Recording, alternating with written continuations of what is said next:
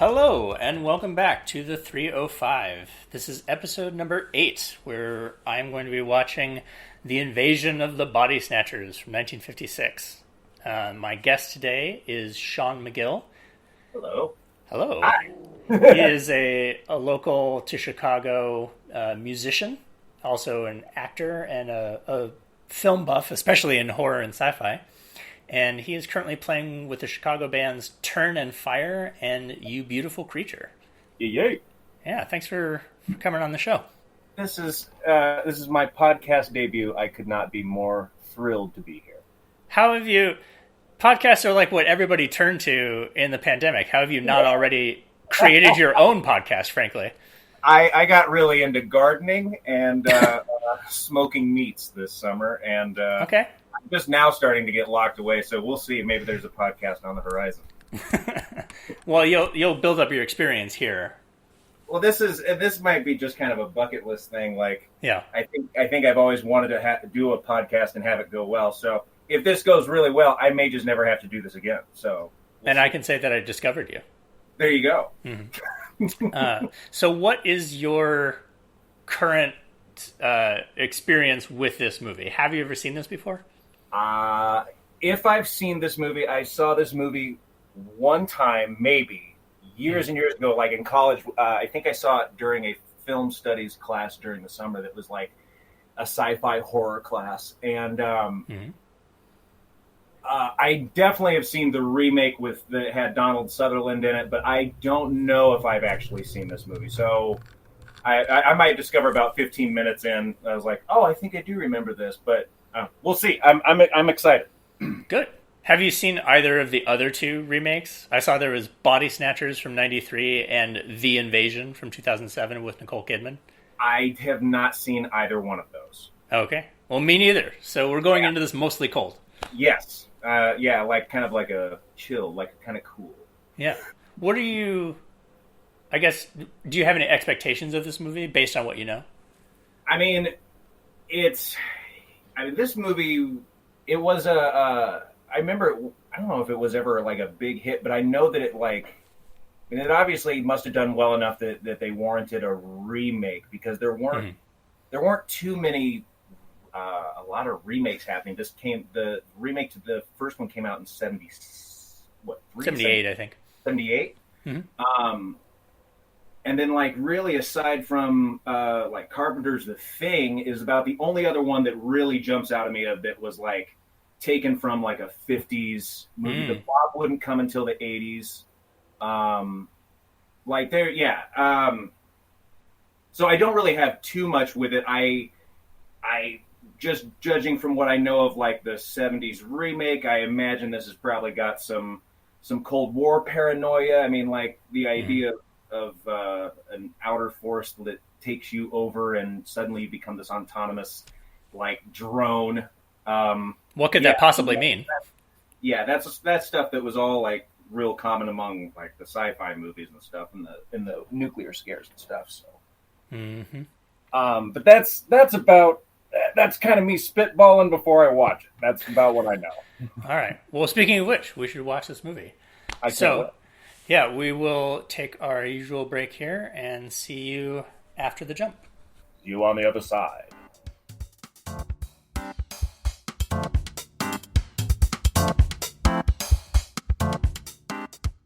It was thought by everybody in Hollywood while I was in South America that it was too downbeat.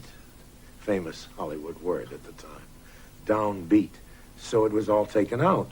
But it was the purpose of the movie. Was to see how they all slid downhill, you see, in one way or another.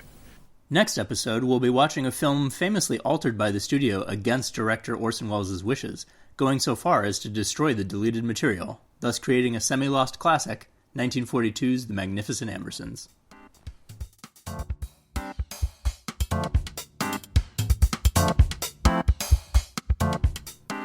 Okay, here we are, fresh off of watching Invasion of the Body Snatchers. We've already had a take at our discussion here. And of course, the wrong audio input was selected. So here we are with take 2. Absolutely. Yeah. I feel good about this. But so that was it was a really good movie, really solid sci-fi thriller, really more than a Yeah, horror, I would say. yeah, yeah, definitely. A lot of like film noir elements, especially like Hmm. in the lighting, in the kind of overly melodramatic dialogue. Yeah. Um, some of the acting is very big in this movie. Like, but the I love the camera angles in this movie and the way just a lot of the maneuvers that they did. And they only shot this, I think, in like 20 days, 24 days, something Something like like that. that. Yeah, a couple. It was like 3 weeks, and they went. I think it said 3 or 4 days over schedule, just because they wanted to shoot real nighttime shots rather than faking it during the daytime, Oh yeah, which I think really helped. Like it's, I always find it super noticeable when an old movie tries to do day for night because it like, oh, it's nighttime, which just means everything is really blue. yeah, yeah. But this was like, it was dark, and there was that shot, that great shot of him, the main guy Miles. He's with Becky. They're just out of the car. They've opened the trunk and found two of the pods, Yeah, and they throw them on the ground and light them on fire in front of the camera. That was so yeah. cool. And then the car drives off just in the distance as the flame. Yeah, the flames burn out. That's yeah. Yeah. Also love them hiding in the tunnel, like in the cave there with the boards. Oh yeah. Where they pulled that down, and just in the background you can just watch the people run through. All the people going overhead. Yeah, it was an unusual shot. Yeah, there was some really really good stuff, and there was the other one, the closet one, where they had the grating over the closet. They were hiding in the closet. And then they just barely.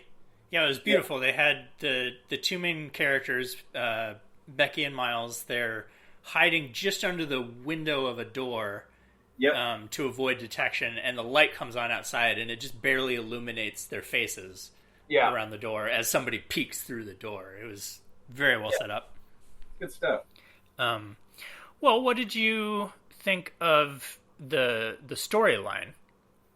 I thought, I mean, I think we touched on this in the first take, but like this movie, like, I mean, it drips of like kind of Red Scare paranoia.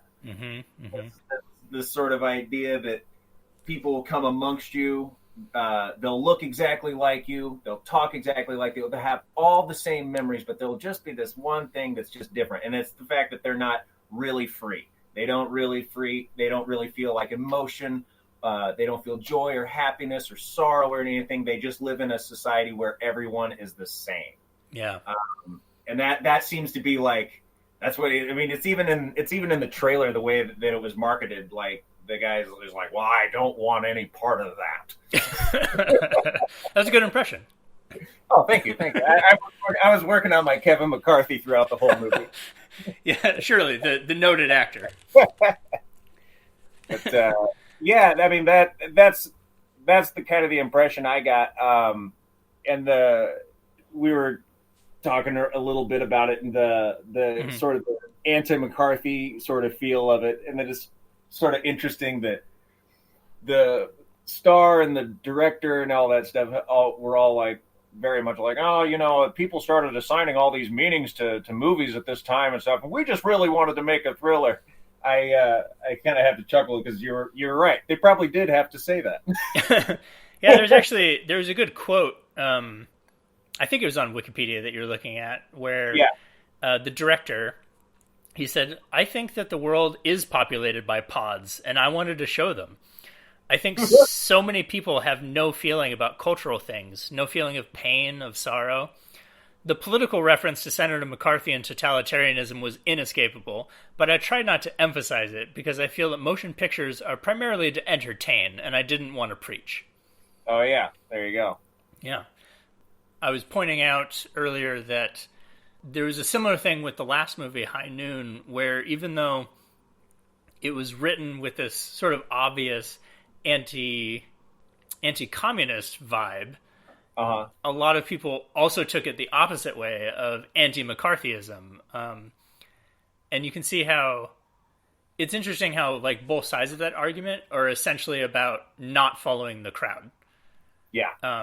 Which seems to be just like you were saying about American cinema in general, like there's so much about just the idea of independence and freedom to think for yourself and that idea of American individualism and stuff. That's always been kind of very like fervent in a lot of Hollywood's mainstream put out. Like, definitely, and even some of the non-mainstream stuff. Like I brought up They Live, from John Carpenter, which to me had a very similar premise of like there's all of these secret aliens everywhere. You have no idea who they are, unless of course you put on the cool sunglasses. Yep. But once you do, you realize like, oh, like everybody's the same. They're all out to get you. The media is trying to control you. I guess it's all about control, really. Like people are worried that communists want to control you. They're worried McCarthy wants to control you.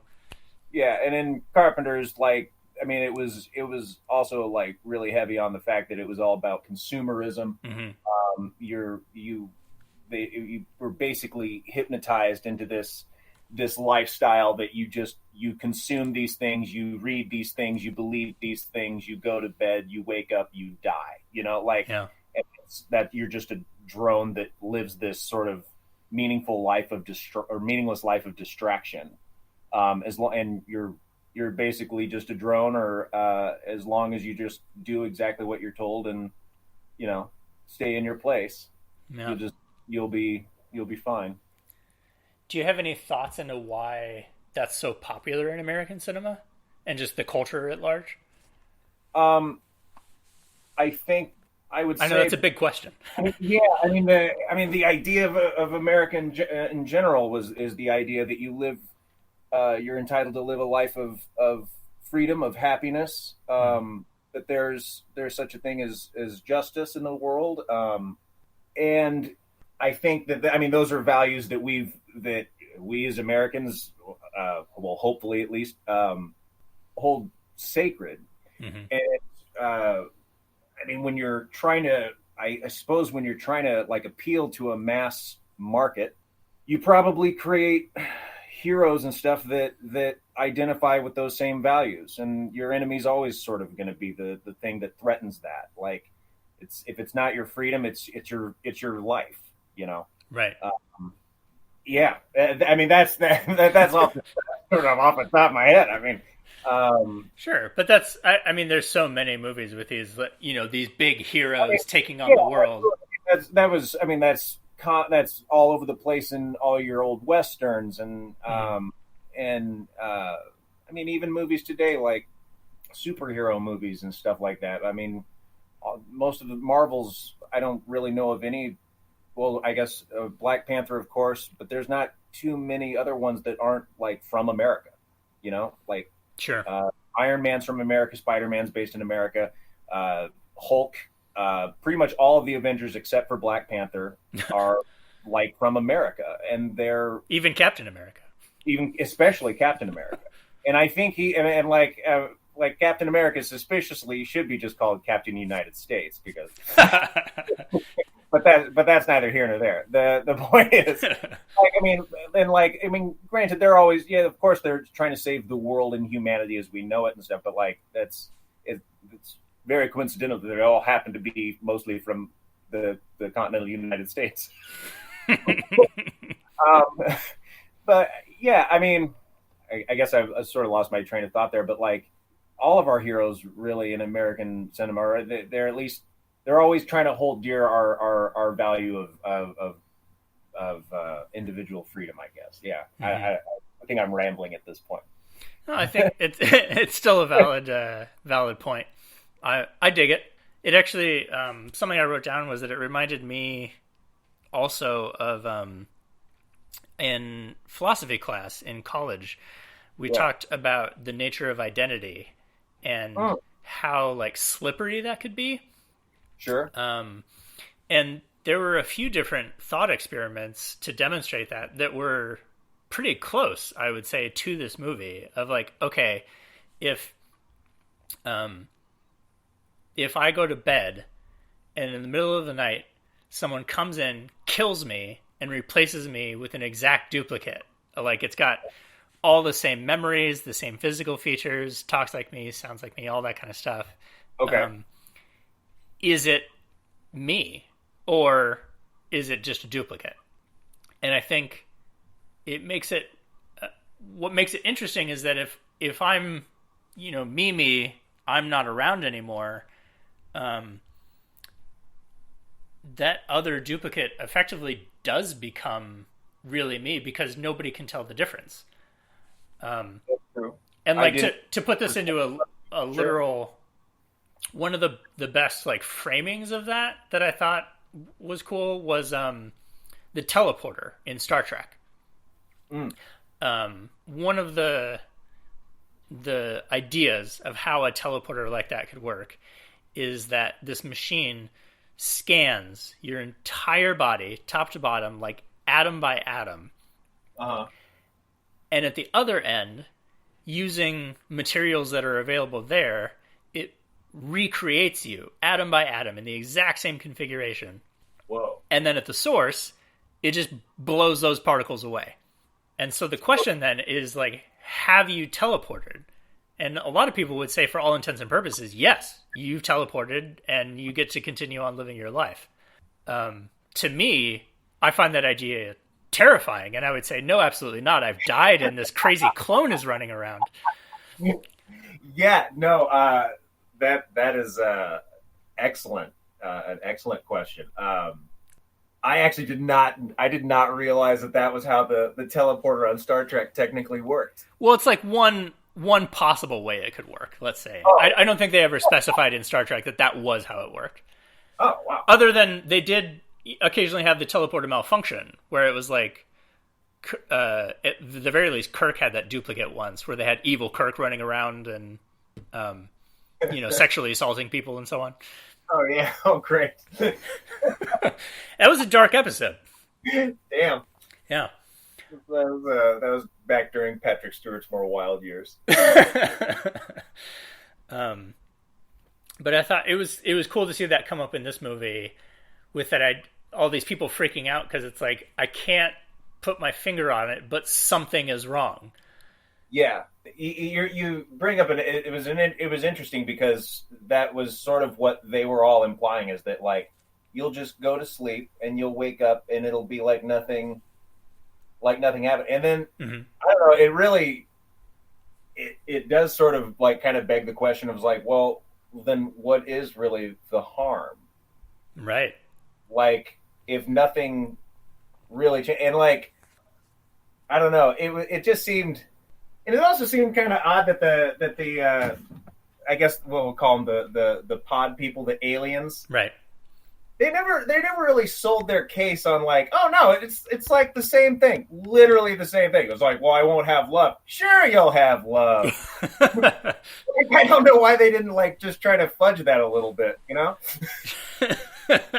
Sure, they were surprisingly honest aliens. Yeah, they really were. They were really calming about the whole thing too. It's like, oh well, yeah. They were like, just come with us, it'll be fine. It was like, yeah, we'll feed you dinner. Like, oh, okay, great. Well, right up until 100 of them start chasing them up the hill. Yeah, they suddenly didn't seem so peaceful then. Like, come on, we just really want to show you a calm, relaxing time. I did look up, by the way, I was wondering while we were watching it of where that staircase was.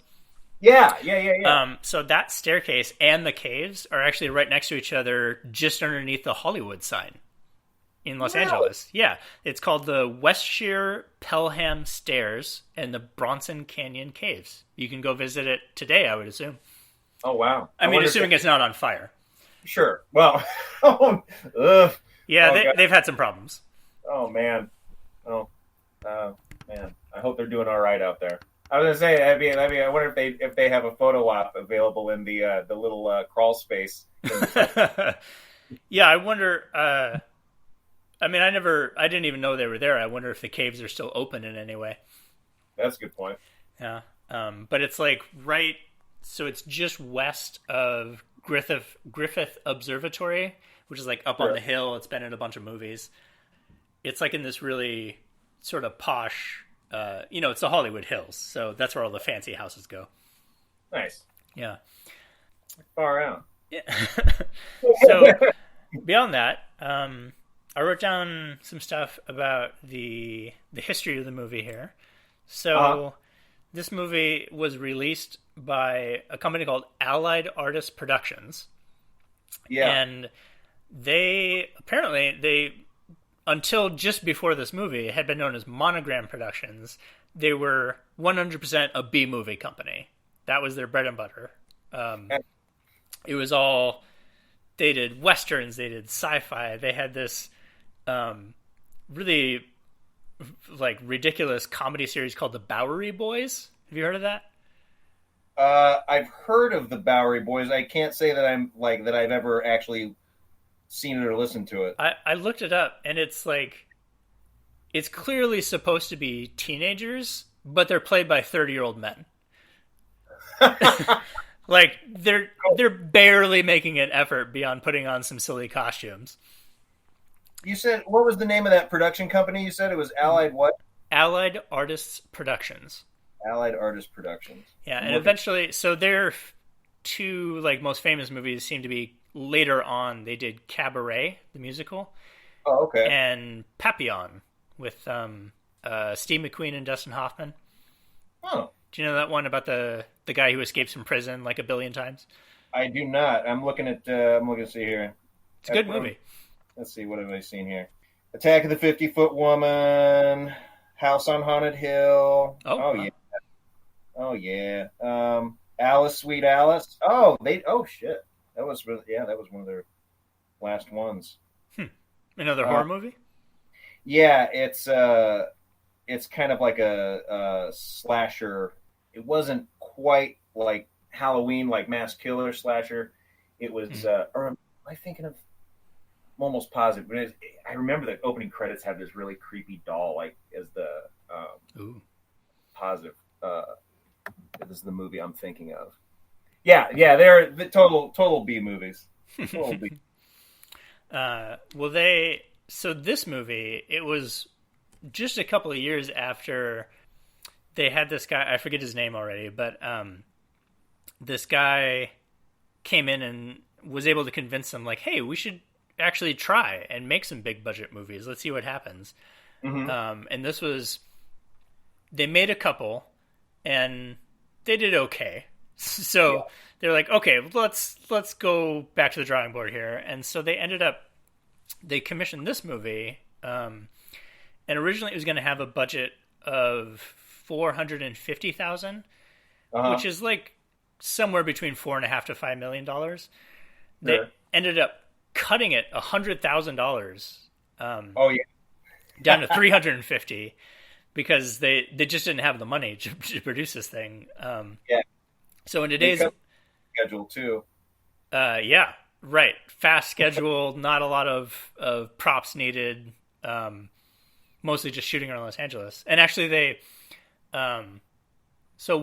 my guess is that they shot it in black and white because it was cheaper. Yeah. Because in the 50s, I mean, there were still black and white movies, but I know color was becoming popular. Mm-hmm. And then the other thing was that this movie was based on a book called The Body Snatchers, I believe. And it was set in a real town called, what was it? Mill Valley? Something like that. It was this little town north of San Francisco. And they originally thought, well, let's do it all on location. Wouldn't that be cool? And so they went up there to scout everything out and discovered, no, it's impossible. It's way too much money to get everybody up here and get all these locations. So like, screw it. We'll just do it in Los Angeles. So they shot all over the place in Los Angeles, just wherever they could find, basically, which I think like actually turned out really cool because it feels really natural. There's not a lot of places that feel like just studio sets. Mm-hmm. Like we talked about, they were able to do actual nighttime shots rather than faking it. Yeah. So I think they definitely, even though they were given a low budget to work with, they didn't worry about it. They just said, okay, well, let's be creative within the constraints that we have. Yeah. That's the way a lot of those like old film noir movies and stuff were shot in a matter of 2-3 weeks a lot of times and stuff. Oh yeah. it always forced people to, when you're under crunch time like that, you don't have a lot of money. It forces you kind of to think outside of the box and use what you have available to you. And yeah, that's where you see a lot more. Rob Zombie was, not to digress too far on this. He has one of my favorite quotes when he was talking about his first movie, House of a Thousand Corpses. Mm-hmm. Like, Universal gave him a bunch of money because he was Rob Zombie and he made this movie. And then they kept wanting reshoots and stuff like that. Mm-hmm. And because the cuts just weren't working all that well. And so Universal, like, whoever was giving him money at the time just kept throwing him money and stuff. And it eventually, like, it ended up, he made a movie and he wasn't ever quite as happy with it. And when they made Devil's Rejects, they, like, having saw what happened with the first movie, they didn't give him as much the second time around. Sure.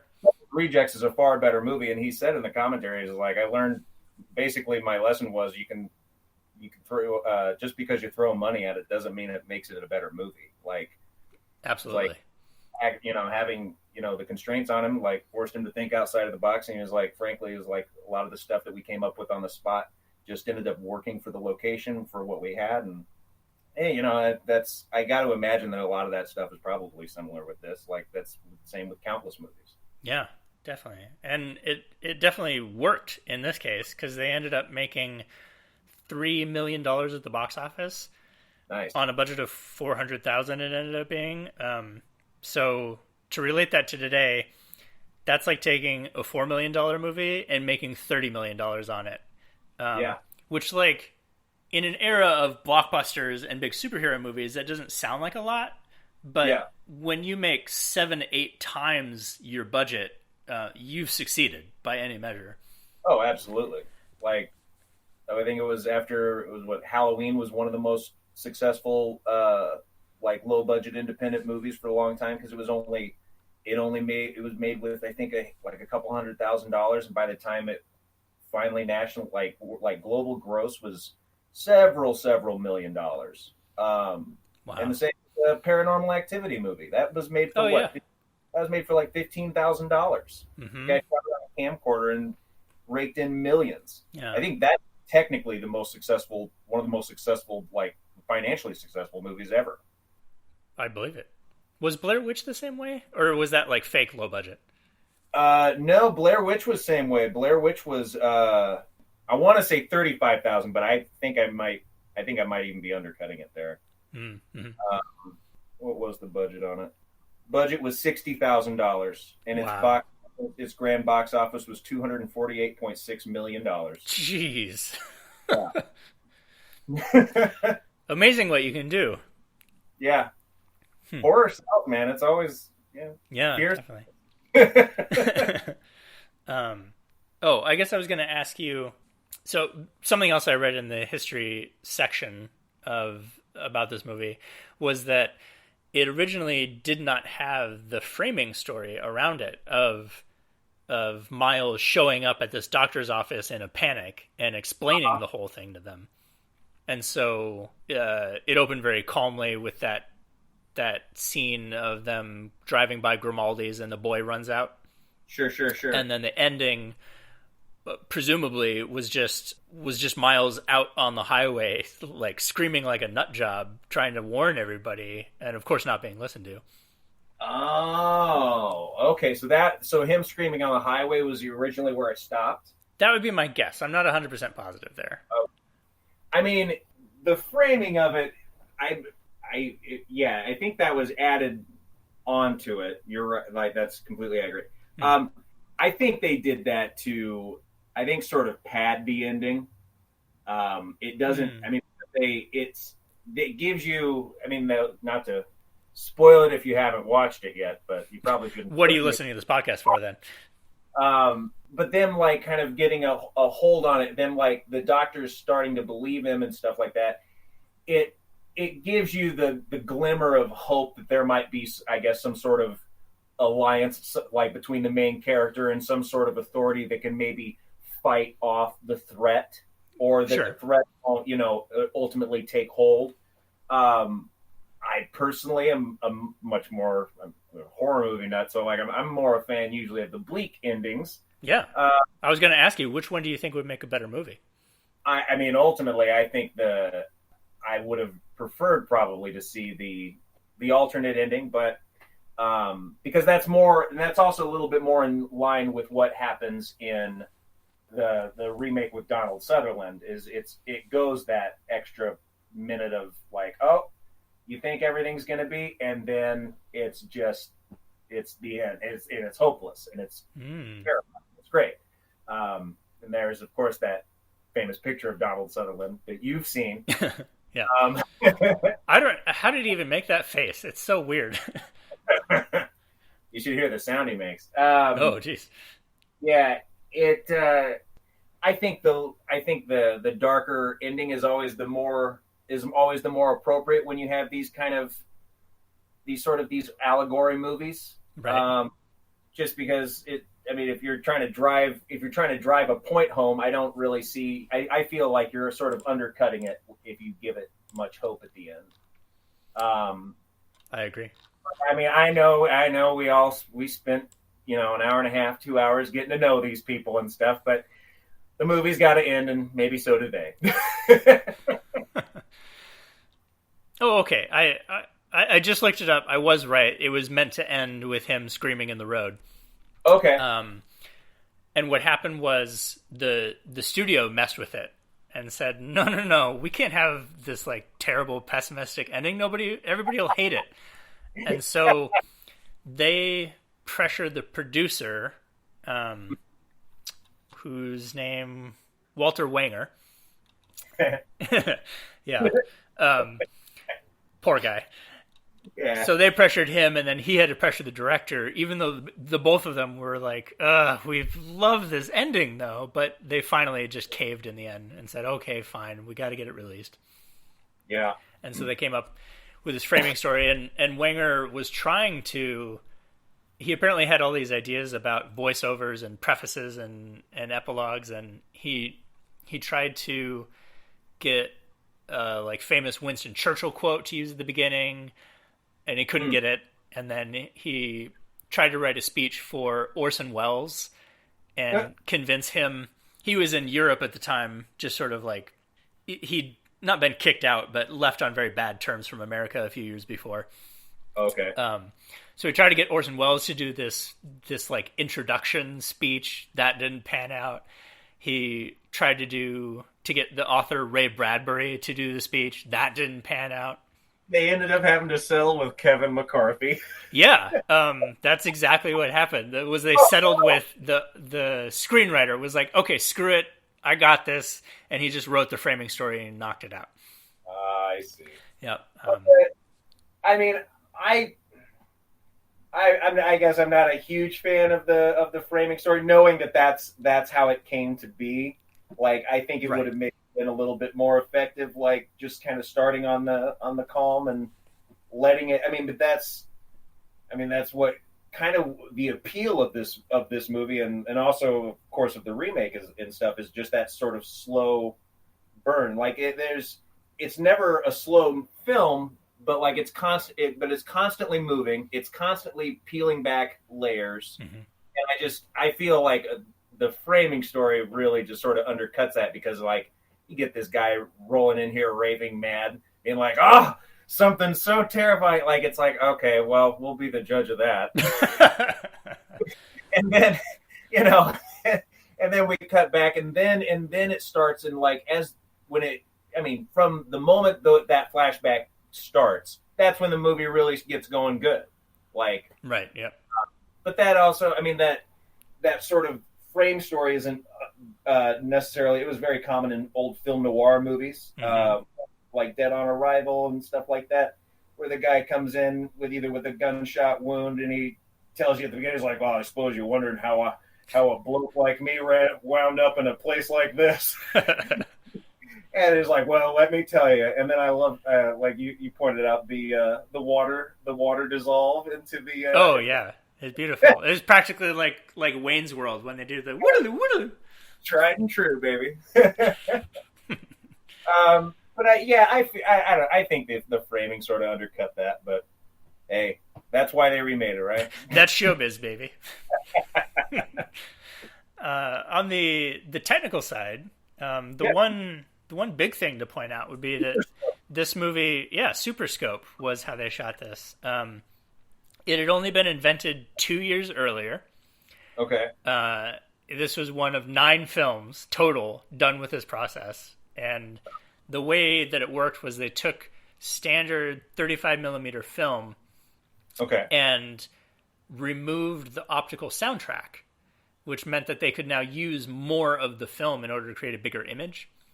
Oh, okay. And then I got some conflicting information, but it sounded like they matted the frame from there into widescreen, but then also like stretched that in some fashion. To me, it looked really cool. Apparently, the producer Wenger actually hated it. Like, he didn't realize until late in the game that they were doing this Super Scope thing, and he thought it just blew away all the detail. Everything looked too soft and muddy to him, which I thought was curious. But he of course lost out, and now we have one of a pretty early widescreen movie. I was trying to look up widescreen has been around technically for a super long time, but it wasn't until the 50s that it really got going. Yeah. And suddenly you had like 6 or 7 different processes. What are the names here? CinemaScope, Panavision, VistaVision, Superscope, Cinerama. And they're all trying to figure out this widescreen thing. Do you, in terms of like being black and white and widescreen and shot like a film noir, do you think that those elements came together, or do you think it would have worked better as just a regular 4:3 movie?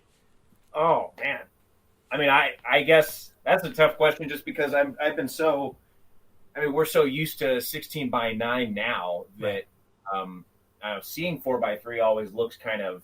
I think the last movie I saw that was actually 4:3. Oh, The Lighthouse. That was 4:3. Yeah. But unusual today, anyway. Yeah, I mean, it didn't. I guess I didn't feel like I was taken out of the movie because of it being shot in widescreen. Just because, like I said, I'm probably so used to it now. Mm-hmm. My answer is yes, John. Maybe if I could phrase it a different way, do you think they very well? Do you think they took good advantage of it being widescreen? Actually, yeah, kind of. There were a lot, like, it was, for as much as that camera moved and stuff, they did a really good job. I remember the one where they're in the car, they're running they're trying to escape the cops, and they ditched the car in the used car lot. The used car lot. But that whole scene, like the way it whips in you have the car whipping down the alleyway with the headlights and stuff, and then it pans over, whips right in, and like I think the wide angle kind of lends itself to that, just giving depth to, especially like again in the tunnel scene, when you have those boards kind of coming down, just that wide angle, that sort of almost fisheye effect on the very front of those boards. Like I thought it, I'd say they used it to great advantage. It made the shots a lot more dynamic. Yeah. I noticed even on some subtler shots, it was really cool. Like I pointed out, we were watching it, that when they go to the friend's house, what's his name, Jack. They go to Jack's house for the first time. They see the body. And there was this weird shot where they put the camera up like 2 or 3 feet above the actors' heads, looking down at them, and it was neat how well they used the composition of that wide frame in order to have action moving from one side of the room to the other. You can see everybody in a row while they're at the bar. The whole time you're also seeing the body in the background. Yeah. There's some very clever stuff. Really well in the movie. Mm-hmm. Like, there wasn't a wasted inch. Yeah. I love, and especially a lot of the choreography once it, like with the extras and stuff. When it got into that, when they were hiding up in the apartment, they're looking out the window and they see the main town square and they see the trucks come in, and just the way that people like all came out and amassed in the middle of that town square and like unloaded the trucks and then all got in their cars and stuff. Like It's creepy. it was very creepy. It was very very in unison, very well choreographed. I thought it was great. I did look up. So, in terms of the Criterion Collection, this is actually number 8, their first widescreen movie, the first letterboxed release. Oh wow! Yeah, I thought maybe it was the first letterbox film ever, but it turned out they were beat by just 2 years. By just one other movie? No, a handful. So in 1984, have you ever heard of a CED disc? It's capacitive electronic disc, something like that. So it's just before Laserdisc. There was this other competing format where it was actually a vinyl disc that had a movie on it. Okay. So there was just like a real record, there was a needle that went down on it and tracked the groove and plugged into a TV to show you the image. Whoa. Yeah. The quality apparently was just terrible, like worse than VHS. Yeah. So it didn't really last. But it had the distinction of the first widescreen home releases. In 1984, they put out a movie called Amarcord, which I can't remember the director. I believe it's an Italian film that's also in the Criterion Collection by chance. Okay. But at the very least, this was the Criterion's first effort at it, and something they became quite famous for, of trying very, very hard to honor the crew's original vision of this movie by not cutting out a quarter of the movie. Oh, okay. On all sides. So I thought that this is a pretty cool movie to start off with for widescreen. Yeah. And also on Laserdisc. Like I said, I don't think I've actually watched a Laserdisc since like 6th grade, and that is so many lifetimes ago. I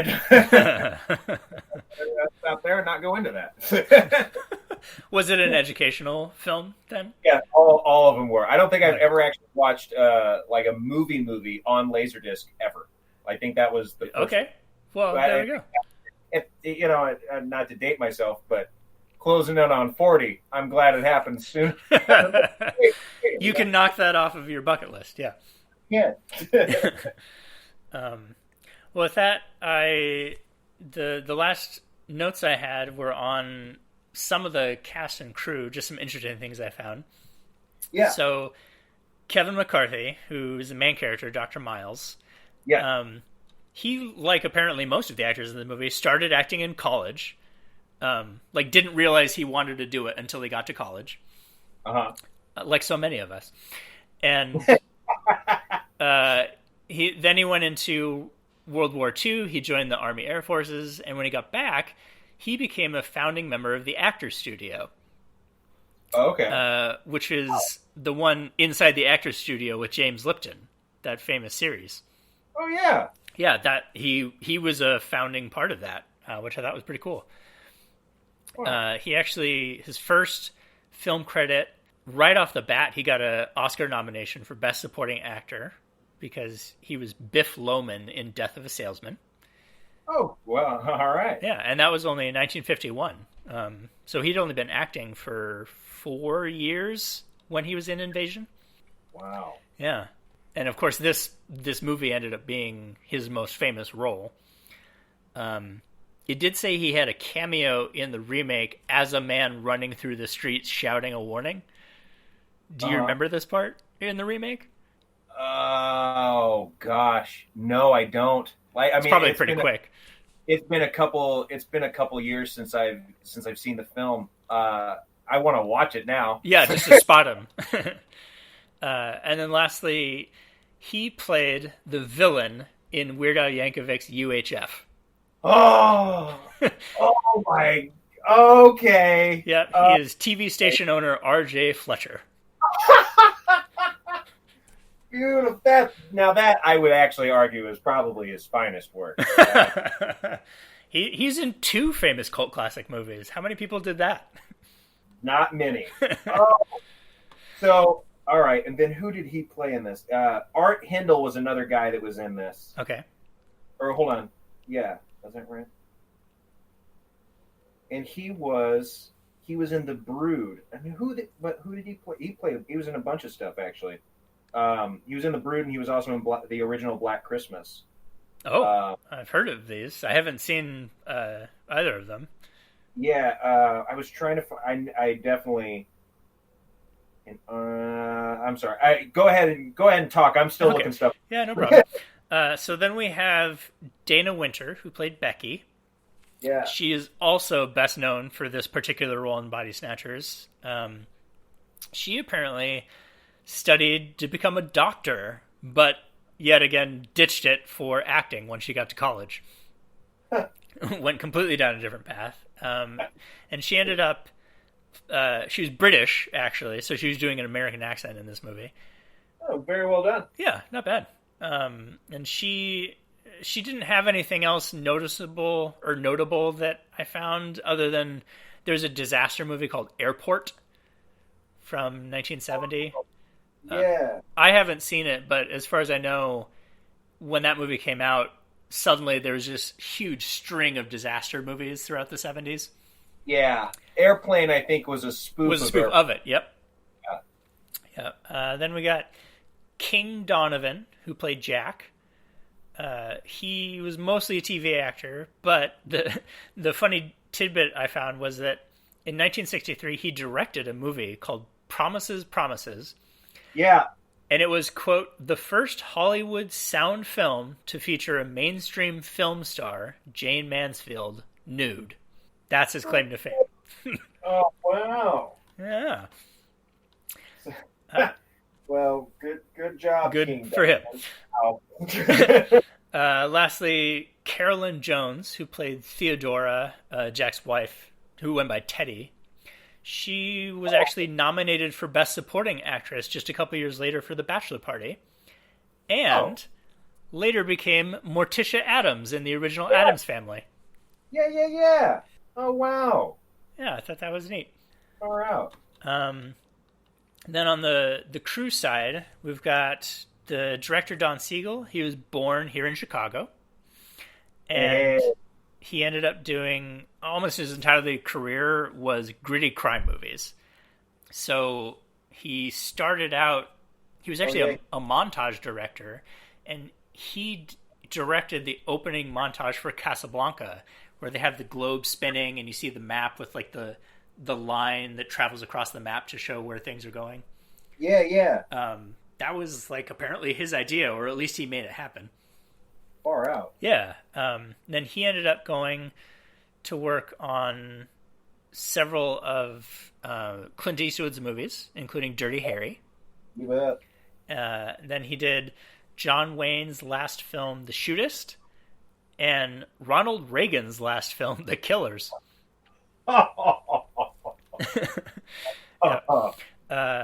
Then you got producer Walter Wanger. He went into theater in college, of course, and then served in World War I. And when he got back, he started working in film in the 1920s. He was actually president of the Academy for several years. Oh, wow. Yeah.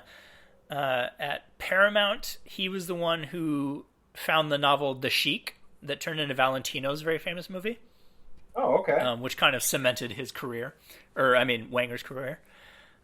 He eventually he brought in the Marx Brothers for their first movie, The Coconuts. He did Stagecoach, 1939. Yep. And then eventually nominated for Best Picture for Cleopatra. Yep. And the best part of his story, I think, is in 1951, he was married to an actress named Joan Bennett. Joan Bennett, just as an aside, she apparently played Elizabeth Stoddard in the show Dark Shadows, the mom, and Madame Blanc in Suspiria. Oh, wow. Oh, yeah, of course. Yep. So far out. Wanger suspected his wife, Joan Bennett, of sleeping with her agent.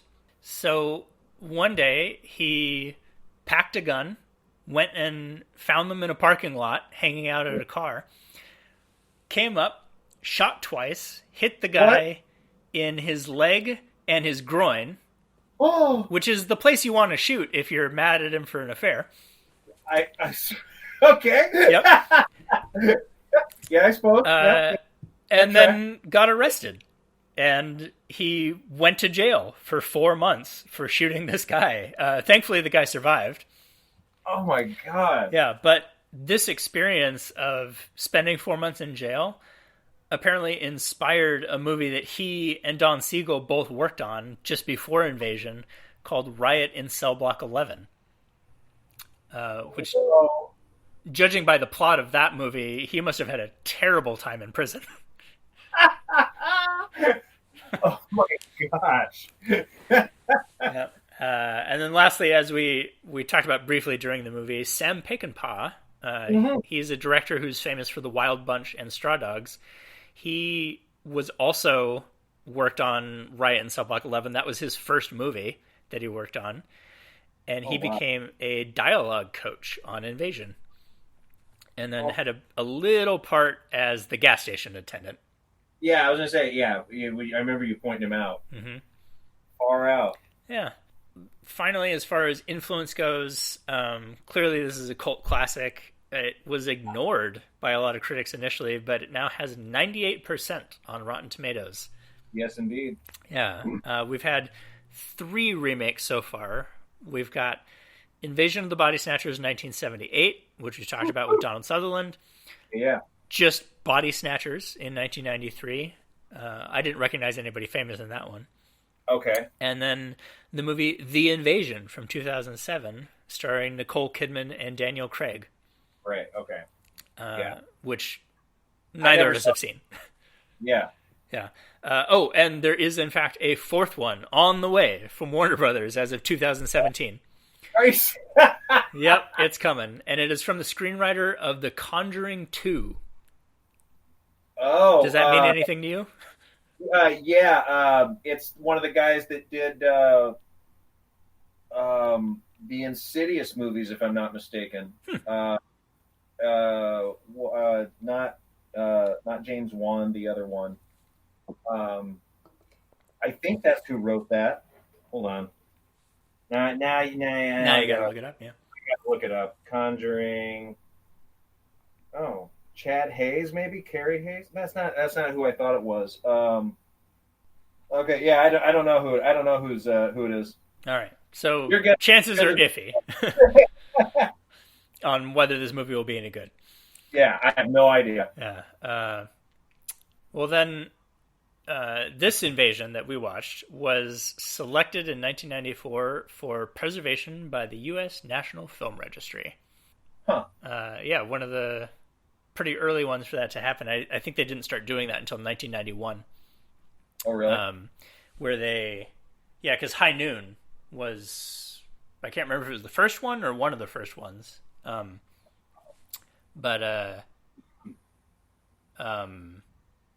They take a copy of the movie, like they make a copy of the negative, and they keep it at the Library of Congress in their archives. Yeah. Just so that the country has a copy in case something happens to Warner Brothers or Paramount or whatever. Well, and this is one of those movies I think we really need to hold on to. Yeah, it's a part of our culture. It's America's movie, damn it. All right. Well, with that, my last question always is about whether you think that this movie in particular belongs in something like the Criterion Collection. And I'll let you know their premise for any movie that goes into the collection is any important historical or contemporary film. That's literally all they put on it. That's it. Yeah. So, knowing what you know, do you think this is important enough to save in something like this? I'd say so. Yeah. I mean, I think it checks a lot of boxes. If you were trying to get an idea of what, I mean, this movie is sort of like a cookie cutter version of a lot of movies of this era. I mean, it's got the McCarthy scare. It's got the anti-communism scare. It's got film noir elements and sci-fi elements, and it clips along at a good pace. Like I'd say, yeah, for its time, it's a pretty good movie that still holds up well. I think honestly, Yeah, like I'd have to agree. it wasn't anything that I thought really. I mean, I guess there's. I mean, the style and stuff that dates the movie, of course, and but I mean, there were still just there is a sort of an unnerving, creepy quality about the movie that, as it goes along, it gets its hooks into you. Mm-hmm. You know. That's funny that you said that, because the thing that flashed through my mind just before you said that was him with a pitchfork, and it actually shows the pitchfork going into that guy's chest. That was a pretty ballsy shot for it was for 56. Yeah, you know? Unusually violent. Yeah. Would you ever watch this again? Yeah, I'd watch this again. Like I really want to watch the Donald Sutherland one now. But yeah, this was a pleasant surprise. Like I've seen my other of the remakes of this time, the only other ones that really jumped out were like John Carpenter's The Thing, and I saw the original The Thing from Another World here. I'd say in the last couple of years, and I didn't like that one. There were a lot of doors in that movie, but I didn't really get the creeping paranoia. I didn't think it was quite as effective as it was in something like this. This one really, I thought, kind of drove that home a lot better. Carpenter would eventually get that right with his remake, but oh boy, did he! Yeah, but yeah, I'd say this film warrants being in a collection that remembers film. Yeah, I'd say so. Okay, well, I approve that message. Thank you so much, Sean, for being a part of this. Really appreciate it. Yeah, glad you had fun. I had a great time. Thanks for having me on. Yeah. And let's see, next movie is going to be number 9, The Magnificent Ambersons. I will see you all then.